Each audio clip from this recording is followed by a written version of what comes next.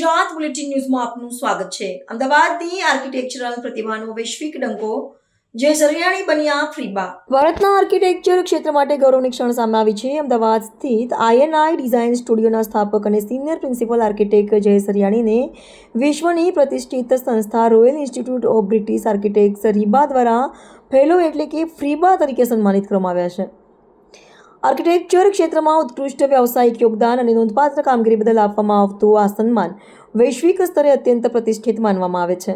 ખાસ વાત એ છે કે FAIA અને ફ્રીબા બંને પ્રતિષ્ઠિત સન્માન મેળવનારા ભારતના માત્ર ત્રીજા આર્કિટેક્ટ તરીકે જય સરિયાણીએ સ્થાન મેળવ્યું છે। અમદાવાદથી શરૂ થયેલી એક પ્રતિભાને હવે વૈશ્વિક આર્કિટેક્ચર જગતમાં મળ્યું છે પ્રતિષ્ઠિત સ્થાન। જય સરિયાણીના આંતરરાષ્ટ્રીય સન્માનથી માત્ર અમદાવાદ જ નહીં પરંતુ સમગ્ર ગુજરાતના આર્કિટેક્ચર ક્ષેત્રનું ગૌરવ વધ્યું છે। રીબા ફેલોશિપ વિશ્વભરના પસંદગીના આર્કિટેક્ટ્સને તેમની વ્યાવસાયિક સિદ્ધિઓ, સમાજ માટેના યોગદાન અને આર્કિટેક્ચર ક્ષેત્રે નોંધપાત્ર કામગીરીના આધારે આપવામાં આવે છે।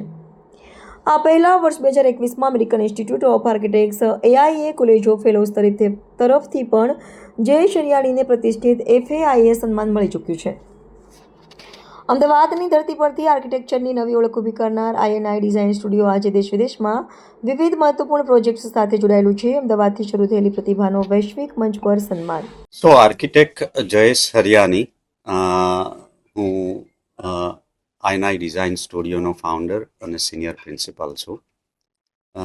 આજે આપણે જે વાત કરવા ભેગા થયા છીએ એ રોયલ ઇન્સ્ટિટ્યૂટ ઓફ આર્કિટેક્ટ્સ, જે ગ્લોબલી નોન આર્કિટેક્ચરલ સંસ્થા છે, ઇન્સ્ટિટ્યુશન છે, one of the oldest institute of architect જેને કહી શકાય।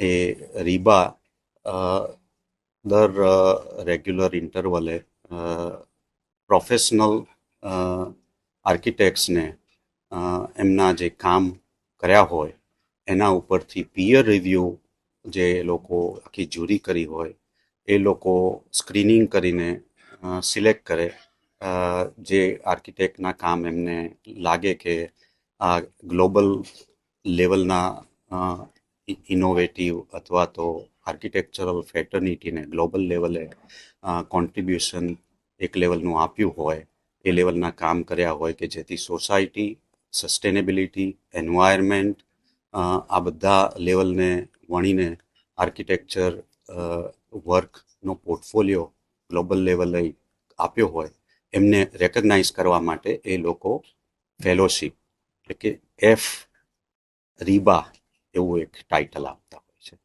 સો એ ટાઇટલ જે 2 દિવસ પહેલાં એ લોકોએ એનાઉન્સ કર્યું, જે we are blessed to be recognized with that level of a global recognition. ઉપરાંતમાં 2021માં similarly American institute of architects, કે જે બીજી ગ્લોબલ સંસ્થા છે, one of the legacy institution, એ લોકોએ પણ સિમિલરલી ફેલોશિપ તરીકે રેકગ્નાઇઝ અને ઓનર આપી એઝ અ FAIA। સો બંને ઇન્સ્ટિટ્યૂટના રેકગ્નિશનથી I'm blessed and I feel honored but humbled at the same time to be recognized at that level. There is an entire team behind it. It's not just my recognition, and everyone has contributed to this.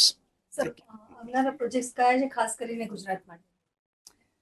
So our project, we work across India and internationally of a very complex, very I would say unique landmark projects માં કામ કરવાનો મોકો મળી રહ્યો છે।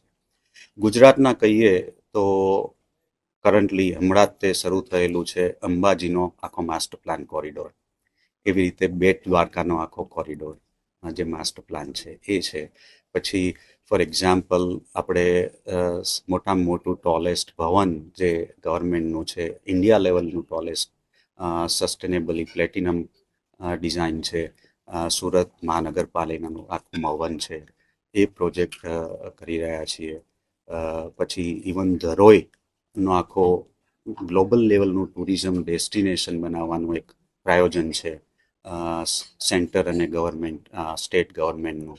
તો એનો આખો માસ્ટર પ્લાન, શિવરાજપુર નો આખો માસ્ટર પ્લાન, ધોલાવીરાનું આખું ટુરિઝમ ડેસ્ટિનેશન, આવા ઘણા પ્રોજેક્ટો. અને એસ યુ ઓલરેડી નો, જે ઇનિશિયલ જે વિઝન આખો પ્લાન કર્યો હતો, ડીપીઆર અને feasibility study before the decision on the Olympic bid was made, એ જે વિઝન પ્લાન પણ જે કરેલો હતો સરદાર વલ્લભભાઈ પટેલ એન્કલેવનો, એમાં પણ અમને કામ કરવાનો મોકો મળ્યો.